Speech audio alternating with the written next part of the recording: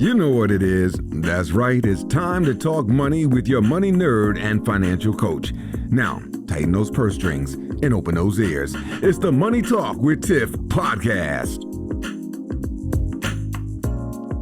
Hey everyone, and welcome to another episode of the Money Talk with Tiff podcast. Today I have Justin Pogue on the line. Now, Justin was on episode 89, where he was diving into all types of rental secrets for the renters. But I wanted to bring him back, and I'll tell you why in just a moment. But I wanted to bring him back so that way he can give us some more gems and just sprinkle them all around. But for people that aren't familiar, Justin Pogue is an award-winning author and real estate consultant. His book, Rental Secrets, has already helped so many people around the country.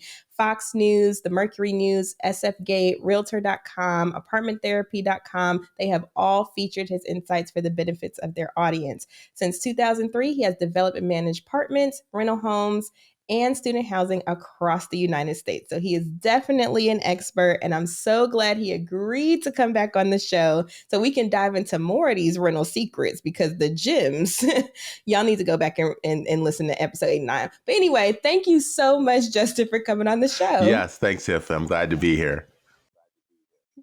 Yes. So let's just dive right in. So, because I left people on a cliffhanger in the beginning, why did I bring you back? I wanted Justin to talk about what it's like for first-time landlords. So there are a lot of people out there that are trying to get into the game. I know I am one of them. And so I'm like, let's see what we can learn from Justin and see how we can, kind of circumvent some mistakes or, some lessons. So Justin, first and foremost, I think it's important for people to understand what a landlord is and what a landlord does. So can we start there? Yes, absolutely. So a landlord is someone who actually owns a piece of property that they are then renting out to someone else who would be the tenant or the rentor. There is typically a written contract, and let me repeat that. There is a written contract between the landlord and the tenant. That's how the relationship is established, and that's how everybody involved knows what their roles are and what they're supposed to do when. For those people who didn't follow that advice and didn't do a written contract, the laws of the state that you're in will dictate and govern all of those, that relationship and all of those aspects. But you're always better off having something in writing between a landlord and a tenant. The landlord and with that contract come responsibilities. So the landlord is responsible for maintaining the property. And that's like landscaping and that kind of thing, but it's also repair and replacement of appliances, making sure that the roof doesn't leak, and making sure that that the apartment you're renting is actually legally an apartment.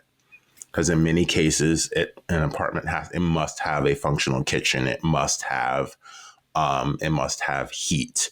There are certain things that it absolutely must have in order to be considered an actual rentable unit.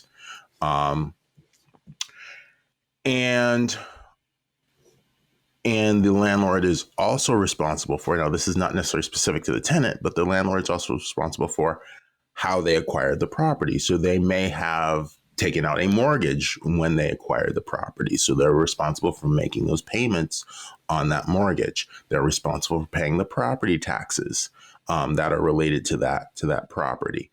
So becoming a landlord, you are basically in effect becoming a small business, because you're taking on certain expenses, you're taking on certain responsibilities. So that's a very kind of basic definition of what a landlord is and what a landlord does.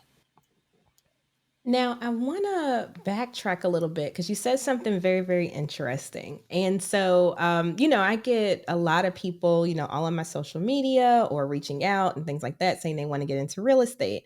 And they're like, okay, I'm going to start with, maybe house hacking or, multi-unit or whatever. Now, you have mentioned in order for it to be a rentable unit, it has to have certain amenities. So does that mean that if somebody, let's say, rents their room out in their house, do they still need to have that landlord tenant responsibility written, that type of thing? Or like, where does the line get drawn with that?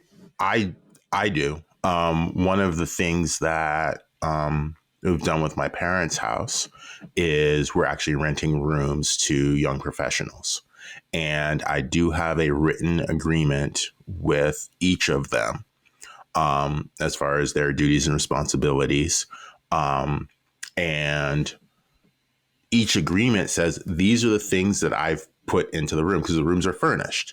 So there's a bed in the room, there's a desk in the room, there's an office chair, there's a television in the room, there's a bookshelf in the room. And I'm itemizing all of these things in that contract. So I specify that those things are to be coming back to me when they move out.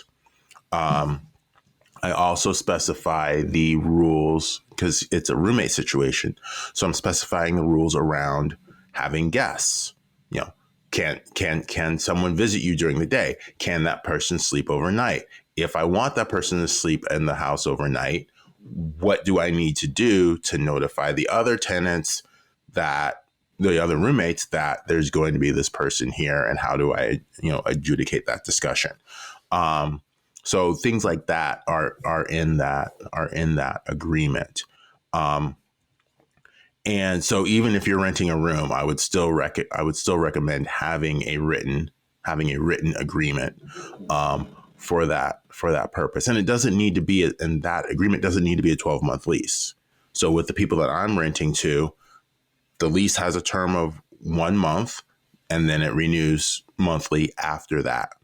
And I did it that way because I didn't want any of the roommates to feel like they're locked into a situation that doesn't work for them. Right, right. And that's a good point. That's why I wanted to go back to that, because I know a lot of people are getting into house hacking, Airbnb type Yeah. situations, and doing a whole different way of being a I landlord. love the house hacking concept. You get a 3-4 bedroom house, you live in one room and you rent out the others. Some people have even gone as far as you sleep on the couch and you rent out all of the rooms. Okay. But it gets back to one of the really interesting things that I saw when I started getting involved in real estate is on HGTV. They used to have this show called Income Property. And I love the show because it was one of their experts helping someone buy their first property. And they're like, okay, well, you could buy a single family house, or you could buy a duplex and rent out one side. And now your mortgage is this instead of this.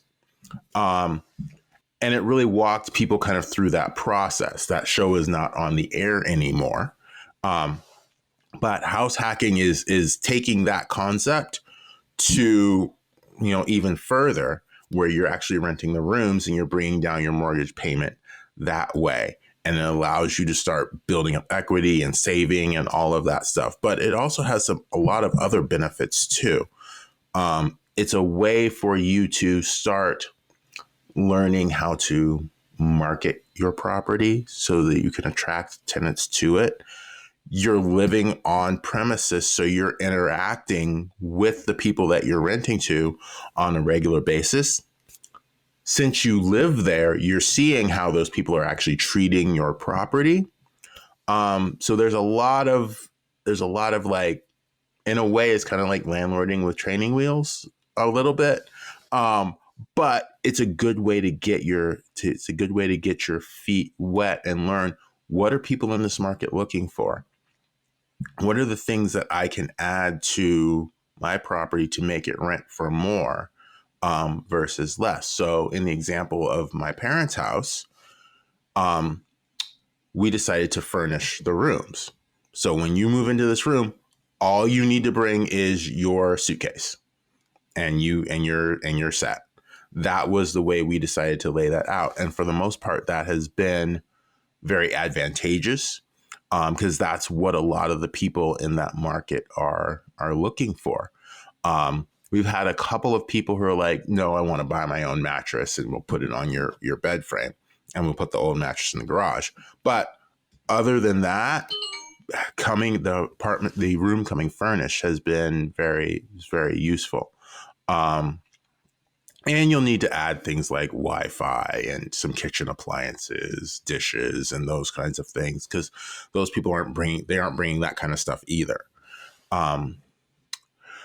But yeah, so that's what we've done, and those are some of the benefits of starting out doing a house hack. Now, I do have to say this: house hacking doesn't necessarily work for everyone, because even in the greatest roommate situation, if I'm in a relationship with someone else, or if I have a child, I might love having a beer with you, and that's great, but that doesn't mean I want you helping to raise my kid.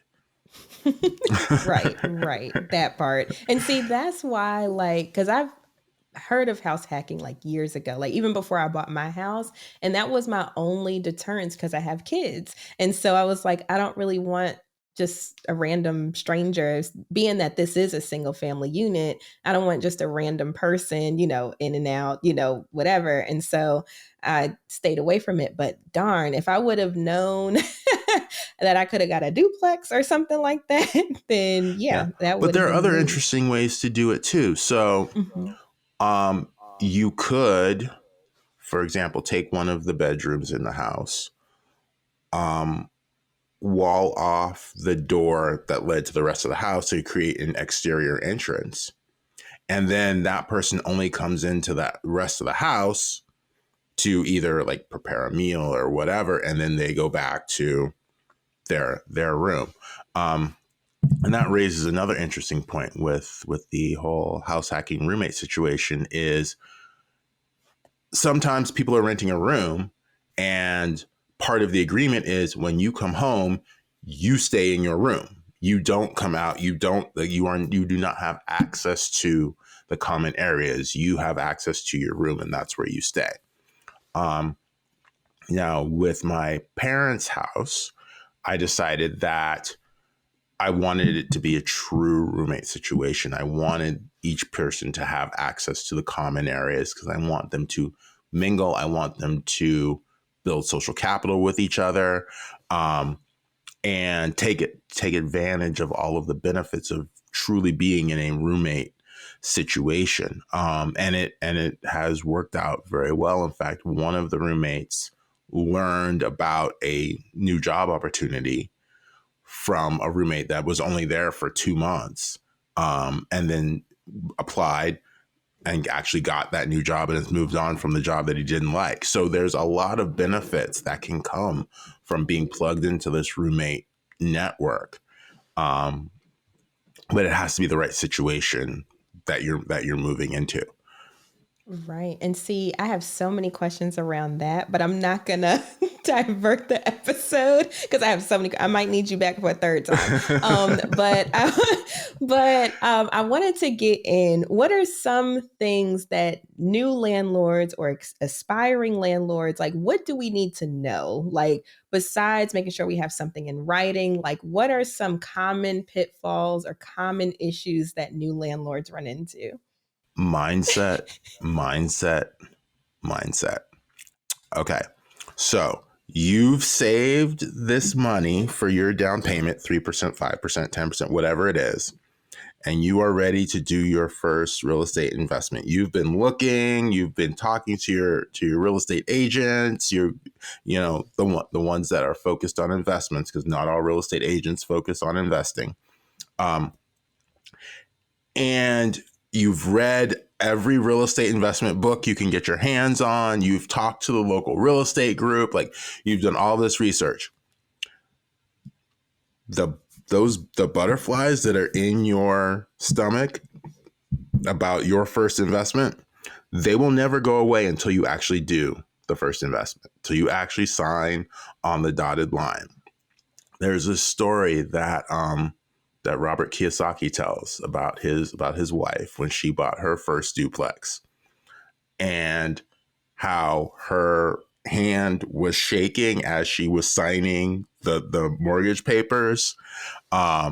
How she didn't want to quite let go of that cashier's check that was a down payment for the property. Like, everybody goes through this, even those people who now we look back on them and they're like, oh, they're so successful, it must have been so easy for them.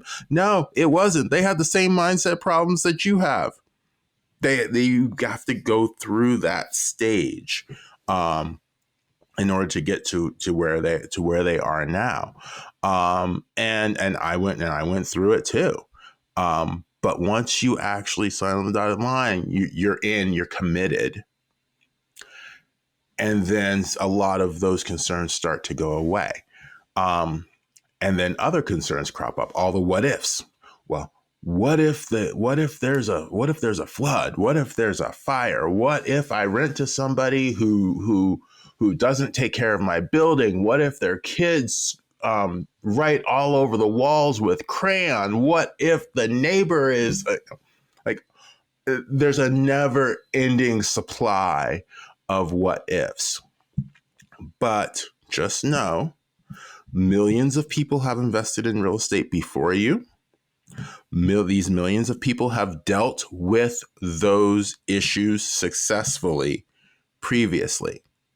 So there is this kind of accumulated knowledge among landlords of how to deal with these situations.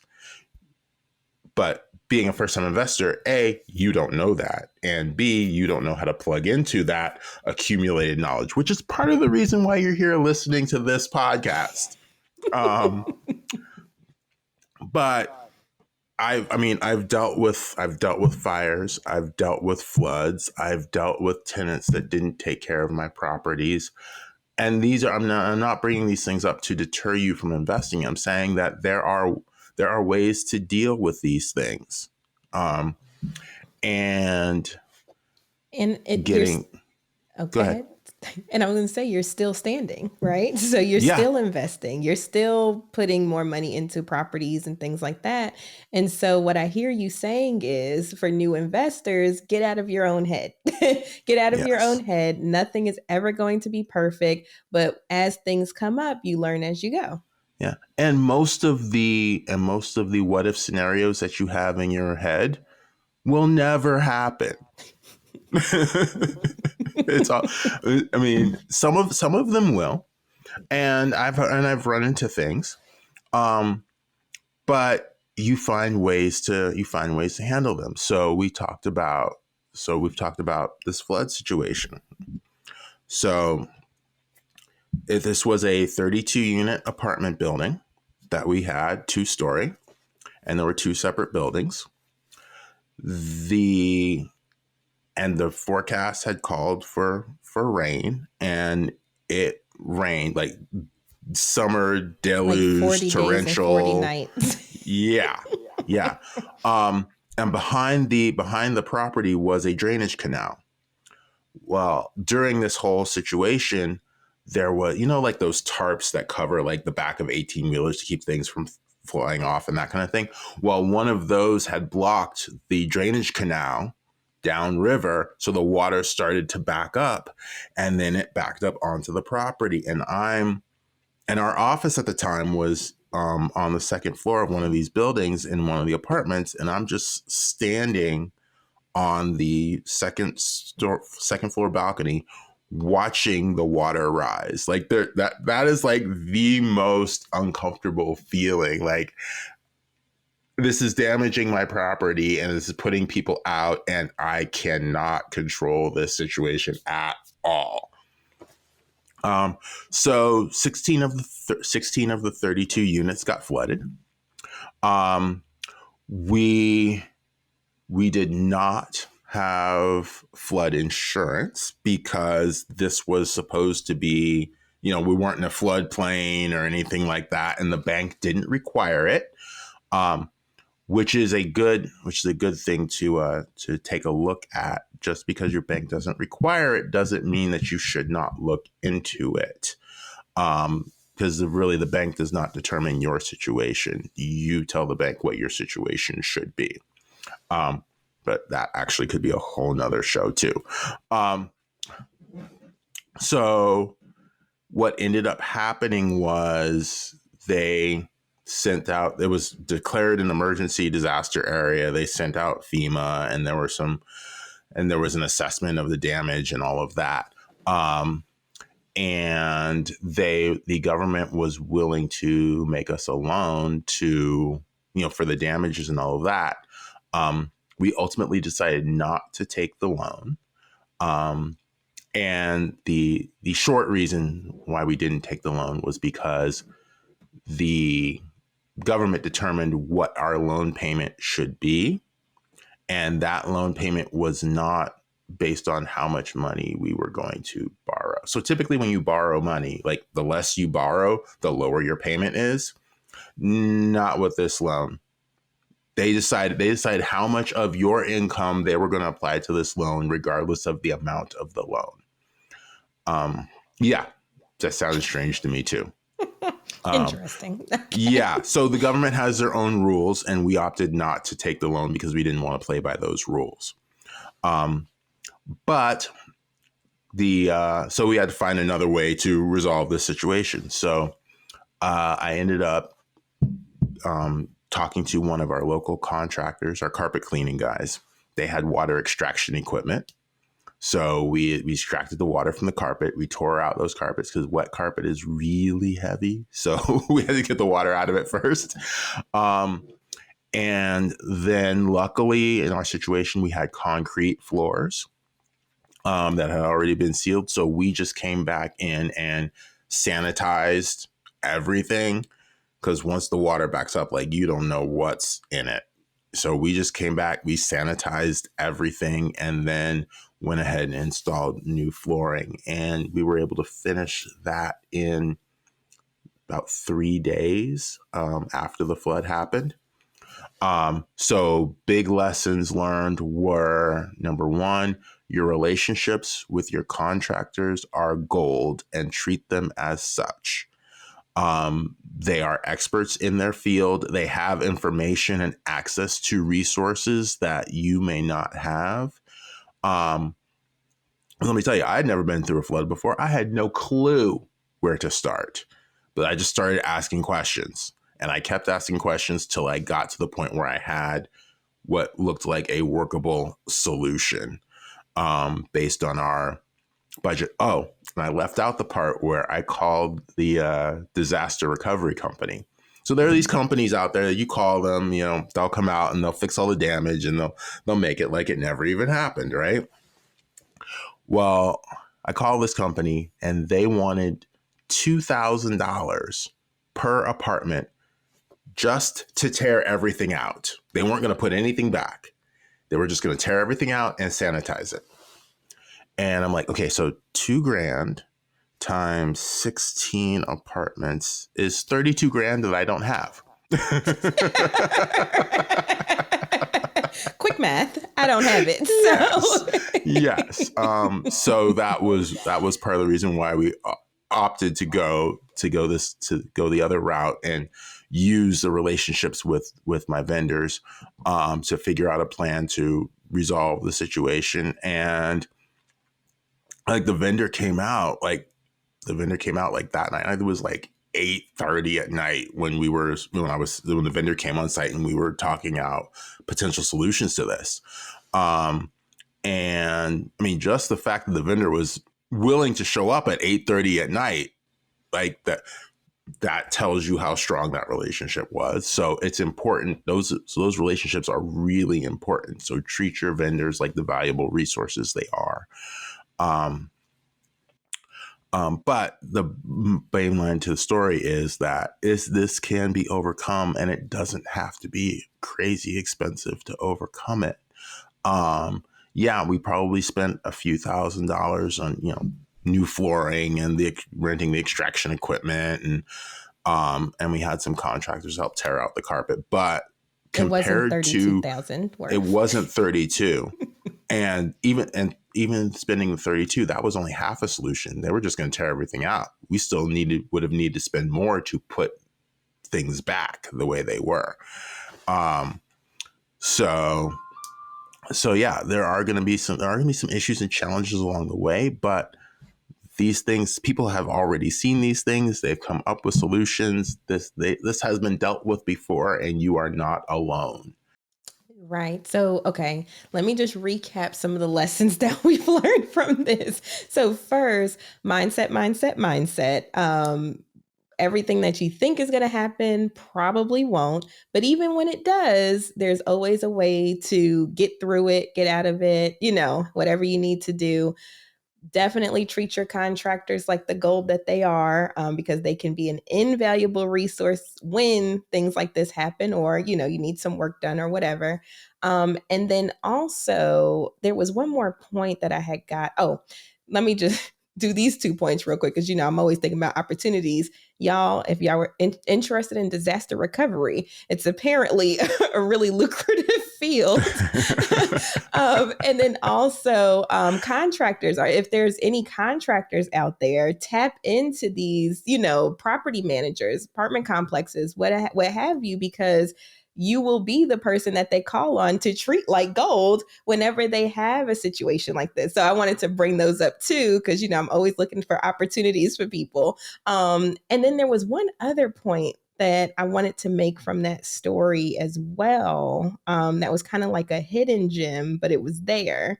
And now I've lost it. So maybe it'll come back. But with that being said, what other things should we look out for? Maybe one more thing that we should look out for as new landlords. So I'd say I'll bring up a couple of points. One is related to the choosing the investment property that you're looking for, and one's related to after you found the property that you're looking for. So when you're when you're looking for a property to invest in, it's not just the property itself, it's the neighborhood. Who are your neighbors going to be? Because you can't pay enough to have good neighbors. And it's also in terms of, it's not only who owns the property, but it's also who's managing the property. Because I've been in situations where a driveway into a property that I've owned has been shared with properties that are next to mine. And some of those property managers were really easy to work with when, one of their tenants' cars blocked the driveway or people were double parked or whatever. You could just call them on the phone and be like, hey, this situation going on. They would call their tenant and get it resolved. Other property management companies, they really didn't care. Like, as long as the person's paying rent, I don't care that double parked. That's your problem, kind of thing. So look at the properties that are around the one that you are interested in purchasing and see how those properties are managed. What do they look like? Who's living in those properties? How do those people act? Because if those tenants act poorly, that can drive away good tenants from your property.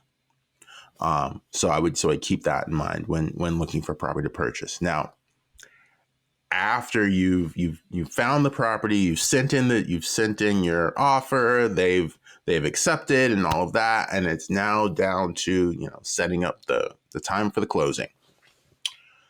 Set your closing time for the morning.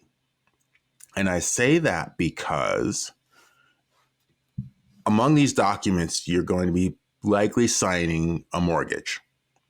And the mortgage paperwork, well, actually, let me back up. Read the paperwork at the signing and pay no attention to the eye roll that you get from the title people when you start reading, because they're just thinking about what they want to have for lunch that day, and you're the one who's going to be saddled with his mortgage for 30 years. So Right. And don't I worry about made them. I made that gesture because that was me. Like any contract I get, I'm sitting there reading that bad boy. If you Hmm. want me to take it home, I can take it home and study, but I'm not signing anything until I understand. No, So absolutely read it. And the reason why I say you should set your closing for the morning is because if you have questions, if things need to be changed and you need to contact that lender, you need to make sure that your closing is during the hours that they are open, also taking into account they may be in a different time zone than you are. So you don't want to have to rush through situations because you're on the West Coast, they're on the East Coast, they're closing in half an hour, and you got to get this person on the phone because you need to get a clause in your contract changed, or you have a question about it, and then that can put off your closing. Um, so the little things like that I've learned along the way have been very, very helpful, because this is likely the first time you're at that closing table is likely the first time that you are seeing any of these documents. Mhm. Mhm. And see, that is gold because I didn't even think about that. I think mine was like at 1 o'clock p.m. I don't think I got out of there until like 5 or something like that because I was just marinating over the paperwork. And I mean, they were sweet about it. They were like, oh, take your time, this, that, and the other. But in my head, I'm like, I know y'all trying to get out of here. But I'm gonna take my time because this is important to me to understand. So, with that Yeah. being said, I And let did me want. tell you, Oh, I'd like go to ahead. put in a quick story on reading contracts and all of this. So we had rented to a student. The school year was over, and they wanted to get their security deposit back. Okay, so we're like, okay, well, we'll send you a check. He's like, no, I want you to send it via MoneyGram or Western Union or whatever. I'm like, okay, we can get it to you faster, but you're going to pay the fees for that service. Okay, so I go into the retail location for one of those services, and there's a counter there, and the woman's sitting behind the counter. And I walk in and I say, okay, this is what I'd like to do. And she doesn't even look up at me. She puts a piece of paper on the counter for me to look at. And, in typical fashion, I start reading the contract. You want me to sign something, I'm going to read it. And then I realize this is page 2 of a 2-page contract. So I said, where's page 1? She said, excuse me? I said, this is page 2 of a 2-page contract. Where's page 1? And she says, oh, okay. And she proceeds to spend 30 seconds looking for page 1. Now, that tells me something very interesting, because she's been slapping this piece of paper on this counter for countless people, and they've all just been signing it. So there are many people who have signed this contract to, send money or whatever, who have no idea what the contract says. And it's gotten to the point where she doesn't even really need to have page 1 around at all, because nobody asks for it. So yeah, that was an eye-opening experience at the money exchange store. And see, that's the thing, like, and that's why I tell people educate yourself as much as possible because unfortunately, not everybody's open, honest, want whatever your best interest is to be first. And so the more you know and the more you educate yourself, the better you can hedge against any, malicious intent or anything that could potentially go wrong. Like you could have been like everybody else, probably hundreds of people that day, and just said, okay, let me just go ahead and sign where my name is needed and not even think to realize like maybe I'm signing my life over. Like you have no idea. So Yeah. that is a And good nugget. Uh-huh. yeah, and really think about not just that situation, but any situation you're walking into. You have a plan A. Plan A is plan A because you're hoping it will create the best outcome for you. But also, when you walk into that situation, don't only have a plan A, have a plan B, and sometimes even a plan C. Leave yourself the mental bandwidth to have options. because options really help keep your brain working and flowing and keep the ideas flowing. Because if you reach a situation where you don't have any options, now you feel like a deer in headlights and thinking stops and you're panicking, you're in fight or flight mode. Like, let's just push all that to the side, create options ahead of time. And now your thought process will be much less stressed than it otherwise would be. And you know what? I want to just tag, we'll be here all day just tagging back and forth, but I wanted to tag on to that because that's the danger of like this situation that we're in now, like the housing market and everything, because it's like, you know, if a house is out there, it's like gone like this. Like, for instance, a house across the street, it had an open house one day, sign saying under contract the next day. And so, you know, people are like really like just diving right in, not really taking time to do their due diligence. And then there's people that, you know, feel like they have to compete too. And so they're like, okay, I got to jump in. I got to jump in. And so that's kind of like the danger of this whole housing situation too. Just back to your point where, you know, sometimes you just got to take your time and think things through. And if you feel like, oh, this is my only option, then it kind of like clouds your judgment. Mm-hmm. Mm-hmm. And on that note, when you're looking for a property, well, actually, let me back up. So you watch these, you know, HGTV shows or whatever, and people coming in and, oh, this place is so great. It's so clean. It's so perfect, blah, blah, blah. That's what the average buyer is looking for. They want a place that's perfect. But there's a lot of competition for the places that are perfect. So if you want less competition, look for the properties that aren't perfect. Look for the diamonds in the rough. Look for the properties that have been banged up a little bit, where the previous tenant did scrawl crayon all over the walls and whatever. Because those properties that have problems, a lot of people are going to walk in and they're going to turn it right around and they're going to walk out, which eliminates a lot of your competition. Now you're looking for properties that have problems that you can actually solve. But that's another, if you change your perspective a little bit on what you're looking for, it can make it much easier to find that first investment property too. You're looking for properties that have some issues. Some of the issues, it may have cosmetic issues. It may have landscaping issues. It may have property management issues.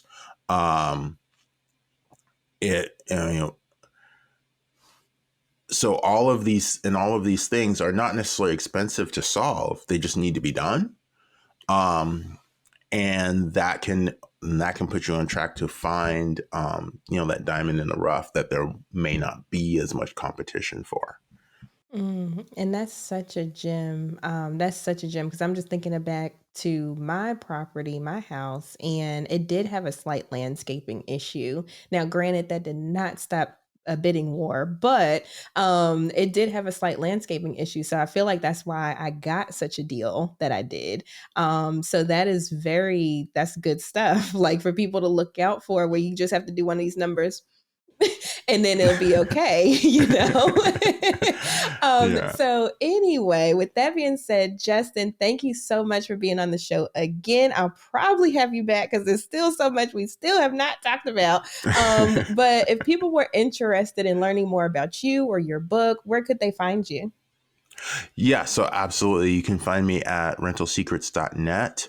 As well as I'm on Instagram, Facebook, the usual social media suspects. And we're putting out tips for landlords and renters on a daily basis. Nice. Awesome. Well, I highly recommend Justin. Oh God, shoot. I'm right here at the end. I'm like, okay. Well, I highly recommend Justin. Definitely follow him. He drops so many nuggets. Like I said, check out episode 89. He was on that one talking to the renters on some secrets that you can use to get properties, cheaper, get in a little better. And now he's dropping gems on being a first-time landlord. So he has a wealth of knowledge. And I also have his book, Rental Secrets, and I might be auctioning off one. But anyway, thank you so much, Justin, for being on on the show again today, and I'm so grateful to have you.